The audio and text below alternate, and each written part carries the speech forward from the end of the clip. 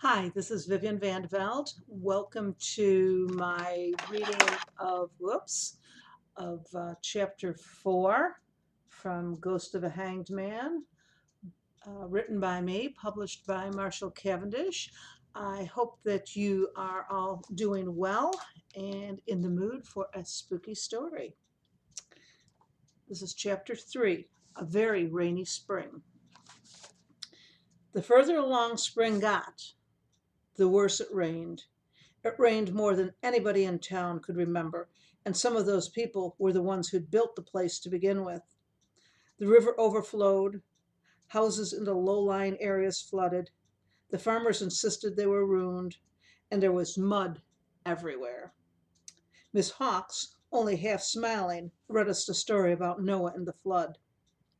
But then school got canceled because Miss Hawks' family was one of the 3 whose houses collapsed because of the shifting mud, and she had to go help her parents rescue what they could of their possessions. Annabel and I were alone at home when Elijah Quinn came knocking at our door. "You have to see this," he said as soon as I opened the door. Rain was pouring down his face despite the sad, floppy hat he wore. "Didn't your parents ever teach you to come in out of the rain?" I asked, and I stepped back to let him in. But "you have to see this," he repeated, never making a move to enter. He looked, in fact, as though he could barely contain himself from grabbing hold of my arm and dragging me out there with him. "Annabel," he called, spotting her behind me, "get your coat on." "Why?" she and I asked together. But Elijah wasn't about to tell. He insisted. "It's something you have to see for yourselves." "Too wet," I said, thinking about the unavoidable puddles that would come in over the tops of our boots, and the rain that would drip down our collars, and how, if either of us got sick, Pa would hold me responsible. Though I was curious. "It's worth it," Elijah insisted. "Worth it for 2 9-year-olds?" I asked, "or worth it for a 12-year-old?" Behind me, Annabel was already getting her coat. "Worth it for anybody," Elijah said. Hard to fight that much enthusiasm. "It better be," I grumbled, and went for my own coat. Annabel, of course, had it worst, with her long skirts dragging through the mud, then slapping the backs of her legs. But I wasn't much happier. Only Elijah was grinning as we hunched ourselves against the wind and rain. "Where are we going?" I asked as we headed down the street. We went past Pa's office, where, the day was so gray and dismal, an oil lamp shone in the window, even though it was only lunchtime. "You'll see," Elijah said.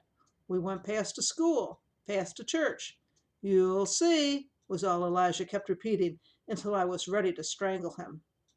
We ended up at the cemetery. The rain and the river spilling its banks had half the cemetery under a new formed pond, which was kind of interesting, but didn't account for all the townsfolk scurrying about, adults as well as children. Elijah didn't explain, waiting for us to catch on by ourselves.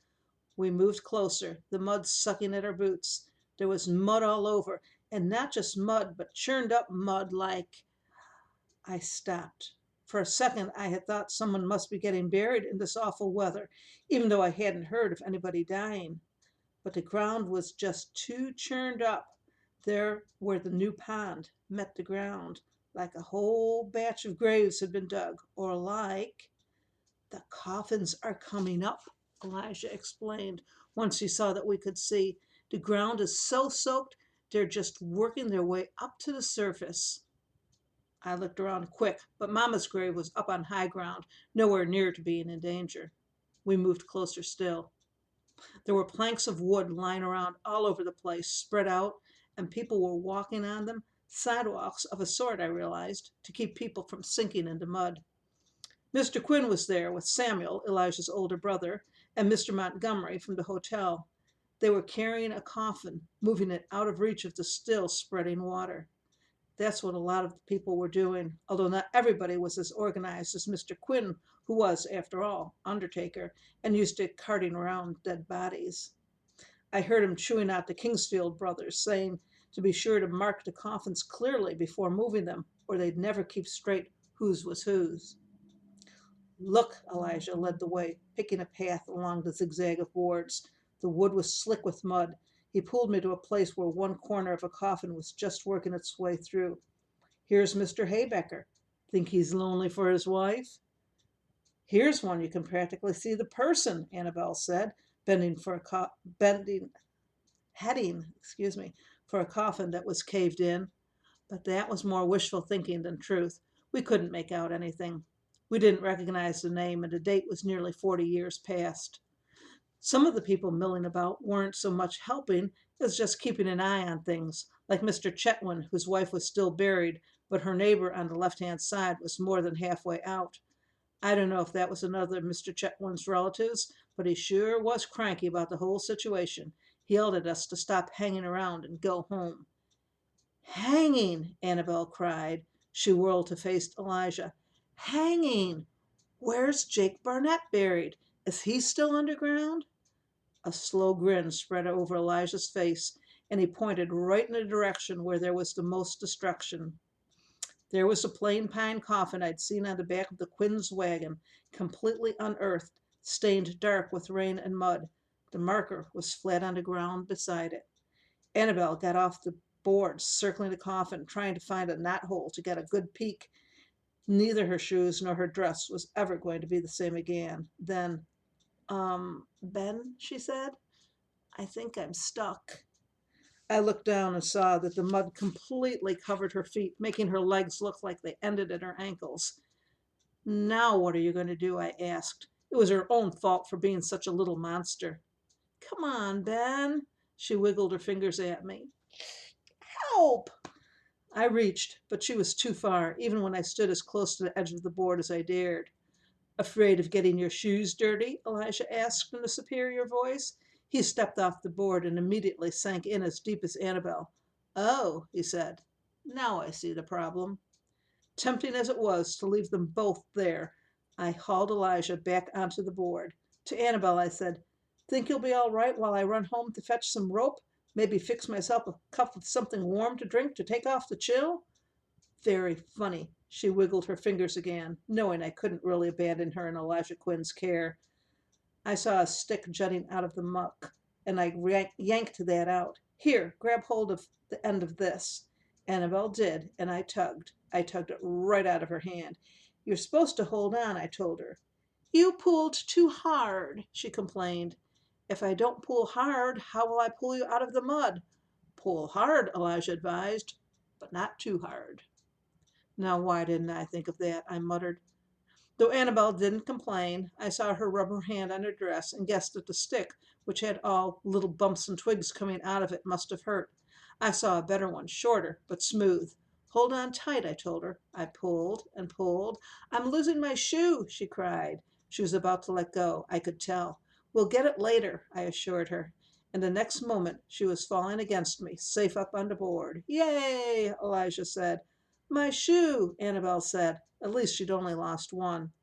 The place where her foot had been was already filling in, but I jabbed the stick in where the mud was still indented and fished the shoe out. Yay, Elijah said again. I wanted to smack him on the side of the head with the muddy, ruined thing, but I restrained myself. Thank you, Annabelle told me, lifting the shoe from the end of the stick. I saw Elijah's eyes suddenly go wide. That's not a stick, he cried. That's a bone. I let it drop fast. Elijah bent in for a closer look. Oh, he said, my mistake. I guess it's just a stick. I wished I'd hit him with it while I'd had the chance. Hey, you! Someone shouted, so close we knew it was for us. Mr. Chetwynd came running up, shooing us away. It was quite a sight because Mr. Chetwynd was about as big around as any other two townsfolk.